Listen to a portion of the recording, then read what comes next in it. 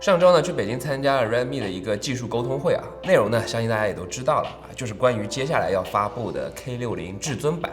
会上呢，公布了几个核心的配置信息：天玑9200 Plus、LPDDR5X 和 UFS 4.0的组合，外加一颗 Pixelworks 的独显芯片 X7啊。那看到这里呢，相信有不少同学会提出质疑：这 Redmi 手机用发哥的芯片，它能调得好吗？那所谓的后性能时代到底又是什么意思呢？那正好我已经提前拿到 K60至尊版了，那我们不听各种花里胡哨的营销名词，直接测一下我就知道了。那我拿到的是16+1T 版本的 K60至尊版。那先来看一下日常交互方面的测试啊，20个应用打开速度。那我们同时也拿了另外2台同样搭载天玑9200 Plus 的友商机型来做对比。从结果看 ，K60至尊版以小幅优势领先。那仔细看 App 打开和关闭的动画都非常的完整流畅。这个背后呢是得益于 MCQ 多循环阵列的技术，那大家都不陌生了啊，就是增加通路来进一步提升闪存的读写速度。继续看应用后台保活的表现啊，这个在日常使用中呢还是非常实用的。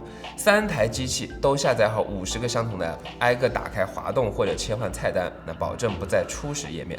友商 A 呢，因为是12GB 内存啊，所以只保留了30个。友商 B 呢，同为16GB， 最终保活38个。那其实这个成绩已经足够日常使用了。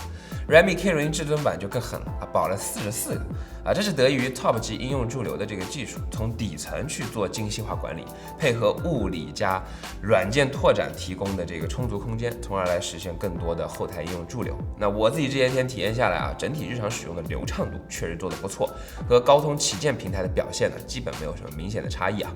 然后呢，我们来看一下游戏的表现。先来常规3项测试，室温25摄氏度下，王者和吃鸡都能满帧流畅运行。看两者的运行曲线也能看出它的稳定性啊，帧率抖动呢都为0。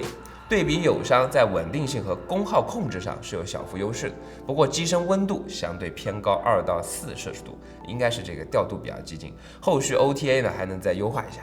继续看高负载的原神，璃月地区跑图加打怪半小时，全程平均59.6帧，最高温来到了45摄氏度。那对比友商呢，也是会偏高一些。不过 K60至尊版实际渲染分辨率呢是在864P，而友商呢是720P，所以功耗和温度偏高呢也属于正常现象。当然啊，如果仅只是这些，肯定是称不上后性能时代的。这回 K60至尊版呢新增了 MAGT Ultra 自适应画质和超帧超分功能。先来说前者，主要针对王者荣耀这款游戏，在设置界面里把画面质量呢改为极致时，就会出现这个自适应画质选项。那这个选项带来的好处就是可以实时的去监测预判负载啊，并自动做出最优策略来保证你的游戏体验。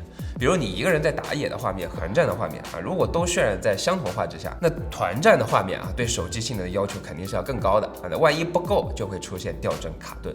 而 MAGT Ultra 的加入呢，就可以对画质和帧率去进行实时的调控。那打野的时候呢，画质和帧率我都要；而打团战的时候呢，可以牺牲一些画质来保证操作上的这个流畅性。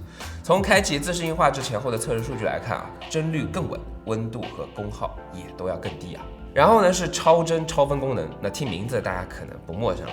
超帧呢，就是通过插帧来实现高帧游戏体验，在游戏工具箱里打开智能插帧即可。那实测原神呢是48帧插到144帧啊，体验上呢确实流畅了不少。当然啊，适配方面肯定不止原神了啊，目前呢有31款原生144 FPS 的游戏，以及100加款可以超到144 FPS 的游戏。重点来说这个超分功能吧，那传统的超分方案呢是用独显芯片直接对 SOC 渲染的画面去做超分处理，而 K60至尊版的满血超分呢是用自研的图像算法，先对 SOC 渲染出来的画面做这个清晰度的优化，然后呢再通过这个独显芯片超分到屏幕的最高分辨率啊，也就是 1.5K。那直接看疗效，打开工具箱里的超级分辨率选项，那需要注意的是截图是没有办法获取超分后的清晰图像，所以我们只能实拍来做对比。从原神超分前后的画面放大来看，这个清晰度的差距还是非常明显的。那除此之外 ，K60至尊版呢还带来了超帧超分并发的功能。目前呢支持王者荣耀和平精英的 1.5K 加120 FPS 并发，原神呢则是 1.5K 加144的并发。从原神开启前后的测试数据来看，温度和功耗啊仅仅只是略微升高，但却大幅提升了这个游戏的体验。关于性能的测试呢，就到这里了啊。整体看下来啊，不管是日常交互还是游戏体验，确实带来了这个一定的提升。从 K50的狂暴调教到 K60系列的狂暴引擎，再到 K60至尊版的狂暴引擎2.0，可以看到啊，不再是当初简单粗暴的性能提升和释放，而是针对细分场景做底层的动态调优了啊，用更低的功耗实现更好的用户体验啊，开始做减法。这也是这次参加的沟通会主题。那现在大家应该能理解所谓的后性能时代了啊！让我没想到的是，Redmi 这回居然选择了发哥啊！众所周知，天玑芯片由于生态和体量的原因，天生就比骁龙难调得多啊。不过呢，这也从侧面看出 Redmi 的决心啊。那不管是骁龙还是天玑，都想给用户带来一台真正好用并且价格公道的手机。Redmi 呢也想消除大家对天玑芯的刻板印象。除此之外呢，这回也重点承诺了 MIUI 15的大版本更新 ，K60至尊版一定会是首批升级机型。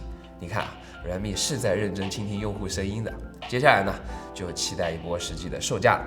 好了，那今天呢就说这么多啊，我是欧斌。那具体拆解内容，我们发布会后再见。